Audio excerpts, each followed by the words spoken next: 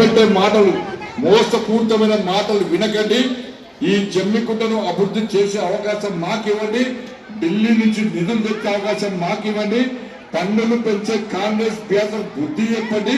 ఈ జమ్మికుంటలో మేము ఇచ్చిన హామీలన్నీ పక్కా నెరవేర్తామని చెప్పి ఈ సందర్భంగా మీ అందరికీ విజ్ఞప్తి చేస్తూ, ఇంత పెద్ద ఎత్తున ఎండలు మండుటెండలు ఇంత పెద్ద ఎత్తున తరలి వచ్చినటువంటి మా జమ్మికుంట ప్రజలకందరికీ, అక్కా చెల్లెలు, అన్న దమ్ములకందరూ కూడా రెండు చేతులు జోడించి హృదయపూర్వక దండాలు వేస్తూ భారత్ మాతాకి, భారత్ మాతాకి.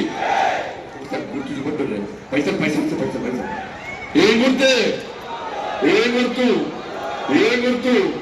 ఎన్నికలు ఎప్పుడు 11వ తారీఖు వైపు గుర్తులేదు ఒకటి.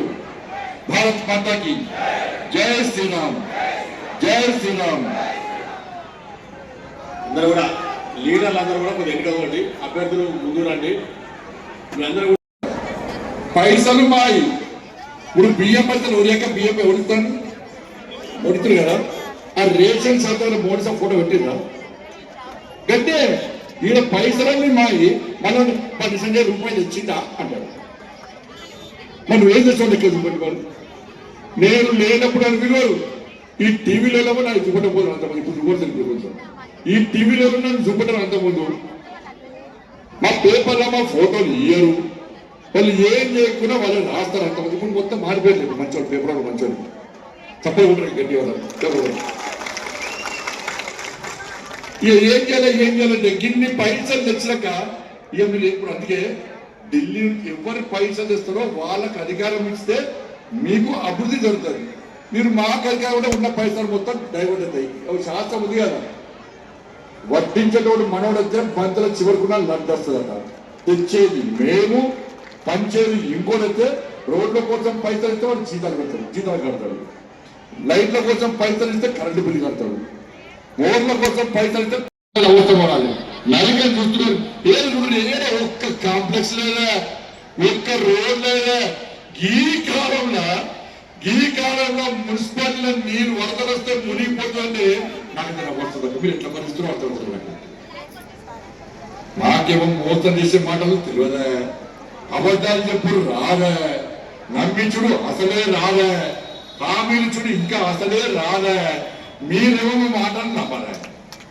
మీకు ఎవరంతా గాడి గుంటు 2500 ఇస్తాడు. గుండు తిరిగి పీకారు. బంగారం ఇస్తాను. అబ్బా ఇక బంగారం బిడ్డ పెళ్లి వేసుకోవాలి. బంగారం అంటే బిడ్డ పెళ్లి లాగా, బిడ్డకి పిల్లలు ఉంటే బంగారం అర్థమైంది. ఇక మళ్ళా రేపు వస్తారు. ఇక రేపు వచ్చి ఇది చేస్తాం అధికారంలో మేము 2 సంవత్సరాల ఏం బీకరవు, ఇంకా 3 సంవత్సరాలు ఏం బిడ్డలక. అక్కడ ధైర్యం ఎక్కువ, మొండి మొండి ఎక్కువ. మీరు ఎప్పుడు భయపడుతుంది కాదు. టీవీలో చూస్తుంటారు మీరు. కేసీఆర్ అంటూని ఫామ్ హౌస్ ఉన్న కేసీఆర్ ని మెడల్ బట్టి బయటికి గుంచుకొచ్చినటువంటి వ్యక్తి మీరు గెలిపిస్తారు బండి సంజయ్. అటువంటి వ్యక్తి మా నరేంద్ర మోడీ గారి దగ్గర పోయి, మా మంత్రుల దగ్గర పోయి గట్టిగా లొల్లి పెట్టి పైసలు తీసుకొచ్చేద్దాము. నాకు ఇలా బుక్ ఇన్ని పైసలు తీసుకొచ్చి ఈ బుక్ మేమేమో నిధులను వరద లెక్క పట్టుకొస్తున్నాం. బీఆర్ఎస్ వాళ్ళు, కాంగ్రెస్ వాళ్ళు ఆ మోర్లు కట్టక ఏమి కట్టక ఆ వరదలతో జమ్మికుండా మొత్తం ముంచేస్తున్నారు. ఇలా ఒక్కసారి ఆలోచించలేక మాకేస్తే పైసలు వస్తాయి. ఇలా కాంగ్రెస్ పార్టీకి ఇస్తే ఇక్కడ లేరు, ఒక్క లేరు రూపాయి వచ్చే ప్రసక్తి లేదు. మరి ఎట్లా అభివృద్ధి చేస్తారు తెలుసా వాళ్ళు? మీకు అసలు విషయం చెప్తా. ఇప్పుడు కాంగ్రెస్ ఓటు వేసారనుకో, ఇలా అధికారంలో ఉండమంటారు, పైసలు అయితే లేవు. ముఖ్యమంత్రి అయితే పైసలు నువ్వు అన్నారు. అవునా కదా? ఏం చేస్తారు తెలుసా వాళ్ళు? మీకు ఇంటి పనులు వేస్తారు. మీ ఇంటి పనులు వెళ్తారు. ఈ జమ్మికుంటలో వ్యాపారస్తులు ఎక్కువ ఉంటారు.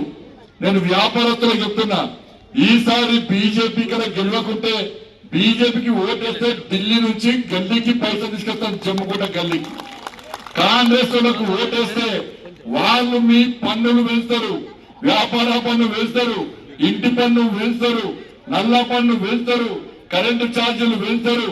ఇంకా పైసలు చెప్పకుంటే మీరు రోడ్డు మీదకి నష్టం కూడా దాన్ని కూడా పైసలు వేస్తారు.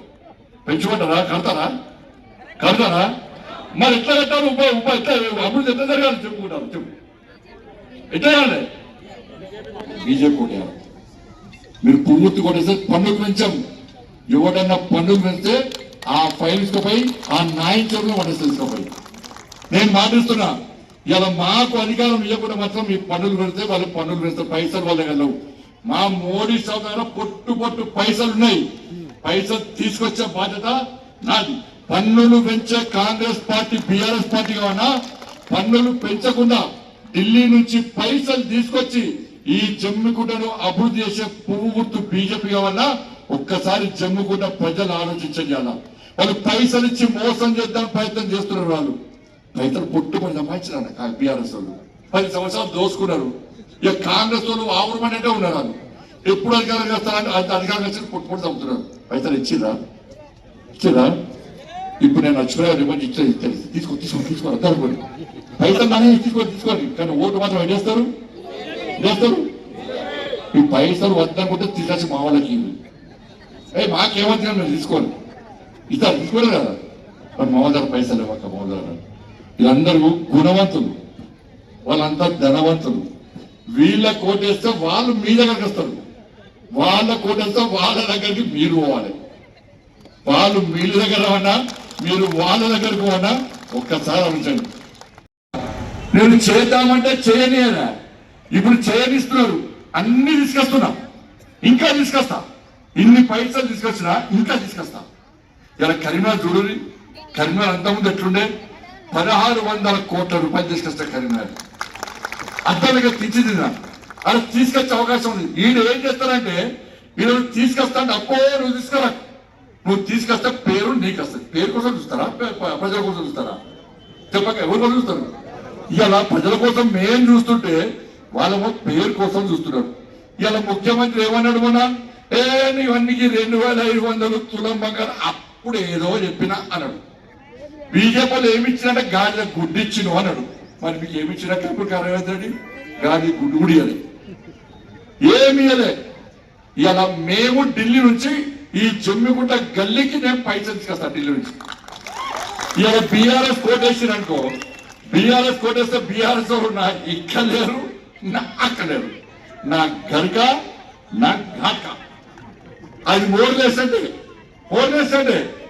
కాంగ్రెస్ తో ముఖ్యమంత్రి పైసలు ఇవ్వనబట్టే 2 సంవత్సరాల ఒక్క పైసా ఇయ్యనోడు ఇంకా 3 సంవత్సరాలు ఇతర నమ్మకం ఉందా? మీకు నమ్మకం ఉందా? లాస్ట్ గ్రామ పంచాయతీ పైసలు కూడా మనం తీసుకొస్తాం.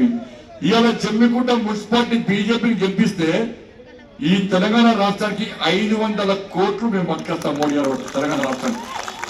నేనంటే ఇప్పుడు ఇవాళ పైసలు ఇచ్చేదేమో మోడీ సాబ్, అవునా కదా? ఇన్ని పైసలు ఇస్తుంది. పైసలు ఇచ్చేదేమో పువ్వుతారు. మీరు ఎవరు కొట్టేస్తున్నారు? ఎవరికేస్తున్నారు? చెయ్యేస్తున్నాం. చెయ్యేస్తే ఇలా పసుపాసు వస్తామని పీకి రాలేదా? అమ్మవారు పువ్వుకేస్తే మీకు మంచిది, మాకు మంచిది. ఇప్పుడు మోడీ సాబ్ చెప్పొచ్చాడు. బండి సంజయ్ నిన్ను గెలిపించరు కదా, నువ్వు మున్సిపాలిటీ గెలిపించు కదా అన్ని చెప్పినా. జమ్మిగుంట హుజాబాద్ అన్ని చెప్పినా. జమ్మిగుంటలకు నా మాట చెప్పు. నీ మున్సిపాలిటీ అందరికీ చెప్పు. అన్ని మున్సిపాలిటీలో పూర్తి కోటేయమని చెప్పు. కాంగ్రెస్ లో మాయమాటాడు, బీఆర్ఎస్ లో మాయమాటాడు, నమ్మకం చెప్పు. ఇవాళ బీజేపీకి ఓటేయమని చెప్పు. జమ్మిగుంట మున్సిపాలిటీ మనకి ఇవ్వమని చెప్పు. ఈ జమ్మిగుంటను అద్దం లెక్క తీర్చిదిద్దే బాధ్యత నాది. మోడీ గారు చెప్పండి. రేపు నేను ఏం చేయాలి? మోడీ గారు సార్ నువ్వు వంటివి నేను పోయి జమ్మిగుంటలో చెబుతీ వాళ్ళు పూర్తికి ఓటేసే వాళ్ళు పైసలు ఏమిస్తారని బల్ల గురించి అడగానే లేదా? మరి పోయి అడగాలంటే మున్సిపాలిటీ మాకు అప్పు చెప్పాలి. ఇప్పుడు పిలుస్తా, పేదలకు సేవ చేయబట్టే సేవ చేస్తా. ఇప్పుడు కూడా అనేక లోతట్టు ప్రాంతాలన్నీ కూడా మునిగిపోతున్నాయి. ఆడ నేను పైసలు వదలపడుతున్నాయి. వాళ్ళ ఉండాలి లోతట్టు ప్రాంతాలు ఏదది హౌసింగ్ బోర్డులో మొత్తం మునిగిపోయింది. పైసలు నేను వచ్చిపోయినానికి అవన్నీ నేను ఏం చేయాలో చేస్తా. ఇక రైల్వే స్టేషన్ ఉన్నది. మొన్న కరీంనగర్ రైల్వే స్టేషన్ అందరూ చేసిన, మొన్న పేపర్లు ఇచ్చిన. ఇక కరీంనగర్ రైల్వే స్టేషన్ అన్ని అయిపోయినాయి.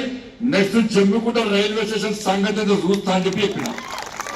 దానిలో ఫుట్ ఓవర్ బ్రిడ్జ్ వస్తుంది, నడుచుకుంటే ఎక్కడ వరకు ఎక్స్టెండర్ వస్తుంది, అన్ని దుకాణాలు వస్తాయి. అన్ని అన్ని రకాల సదుపాయాలు ఫుట్ ఓవర్ బ్రిడ్జ్ తో సహా అన్ని అందంగా తీర్చిదిద్దే బాధ్యత. చూడు కర్ణాటక చూడు రైల్వే స్టేషన్ మంచి అయితే రైలు ఆగుతాయి. ఆ రైల్వే స్టేషన్ కూడా నేను మంచి చేస్తాక. ఇలా కూరగాయల మార్కెట్ ఎలా ఇంత పెద్ద వ్యాపారం రైల్వే స్టేషన్ అది ఇంత పెద్ద వ్యాపార కేంద్రం ఇలా కూరగాయల హబ్బుగా మార్కెట్ హబ్బుగా మారుస్తాను.